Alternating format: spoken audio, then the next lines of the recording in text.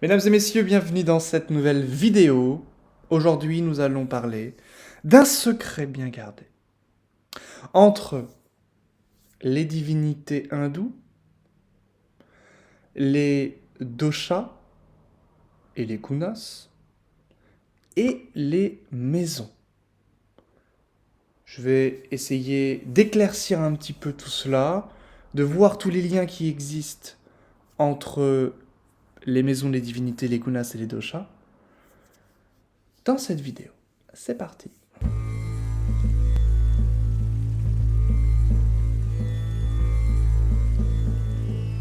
Avant de commencer, comme d'habitude, sachez que vous pouvez rejoindre le Patreon pour 9 € par mois pour débuter l'astrologie indienne, une vidéo par semaine, et pour les 20 premiers inscrits, une formation gratuite. Il reste 13 places. Merci aux 7 premiers inscrits. Alors, sans plus tarder, parlons un peu de ce secret.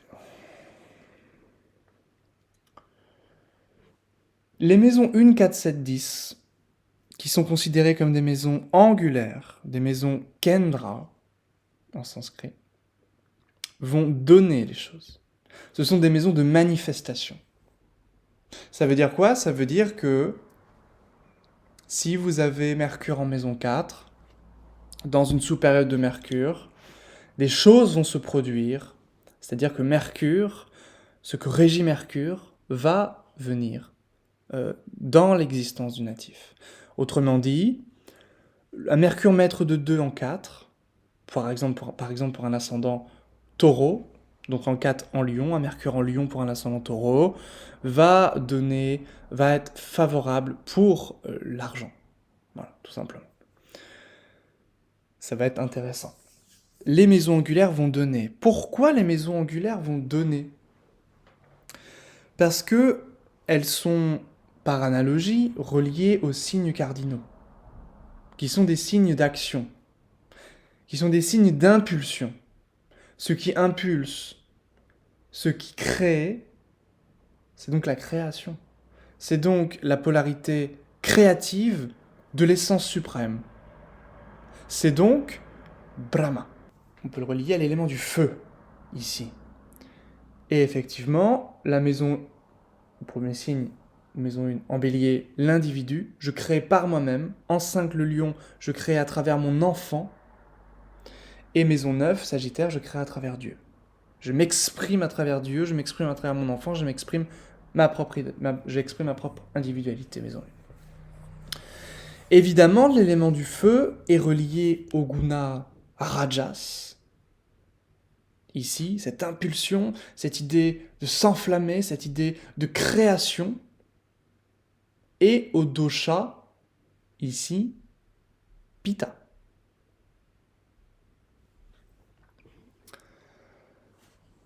Celui qui crée dans la Trimurti, c'est Brahma. Celui qui maintient dans la Trimurti, c'est Vishnu. Et celui qui détruit pour que les choses renaissent, pour le cycle entier, c'est Shiva.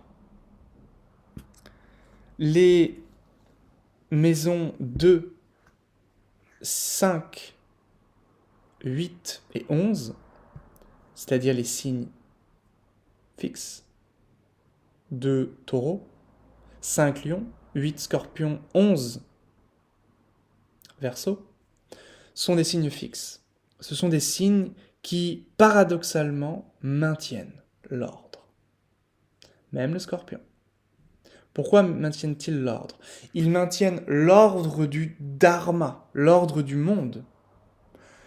Et même le scorpion qui a tendance à détruire. Ici, c'est une destruction qui a tendance... En fait, on enlève ce qui est superflu pour que le vivant puisse respirer et puisse perdurer. Donc ici, ce sont des maisons, on va dire, des signes même, qui sont reliés à Vishnu, celui qui maintient, celui qui préserve la vie, au guérisseur.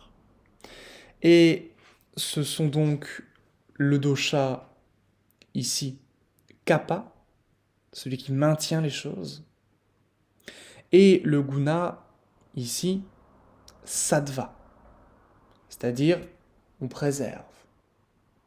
C'est l'équilibre entre tamas, la destruction, et rajas, la création. C'est l'équilibre entre ces deux gunas. C'est donc sattva.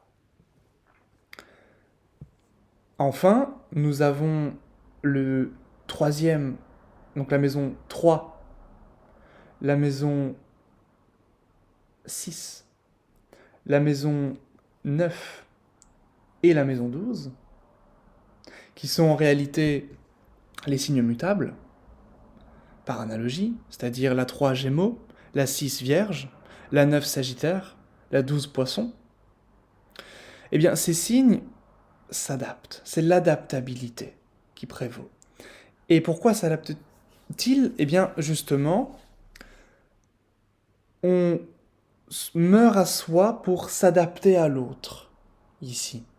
Donc, il y a cette idée, au niveau social même, et il y a cette idée de mourir à soi pour renaître. Il y a cette idée de porter, certains diraient, un masque, mais c'est pas vraiment ça. C'est plutôt j'étais quelqu'un, et à la rencontre de tel événement, de tel objet, de tel personnage, eh bien, je meurs à moi-même pour être quelqu'un d'autre, quelqu'un de nouveau. Et de ce point de vue-là, c'est Shiva, l'énergie de destruction pour la renaissance, la renaissance, vraiment, c'est vraiment ça. C'est le guna tamas, ici, la destruction, la dissolution. Et c'est le dosha, ici, vata, qui vient apporter cette idée d'adaptabilité. Le vent qui passe et qui vient souffler les feuilles mortes. Cette idée de vent qui passe, cette idée de temps qui passe. Et ça, on retrouve bien ici l'idée de destruction. Voilà. Petite vidéo simple pour débutants, pour que les choses soient claires, voilà, entre nous. Les bases soient bien acquis. Merci pour votre attention. N'hésitez pas à écrire en commentaire les sujets que vous souhaiteriez que l'on traite ensemble. Sujets qui peuvent être complexes. On est là pour ça. Mais qui peuvent aussi être simples, basiques, revoir des choses très simples.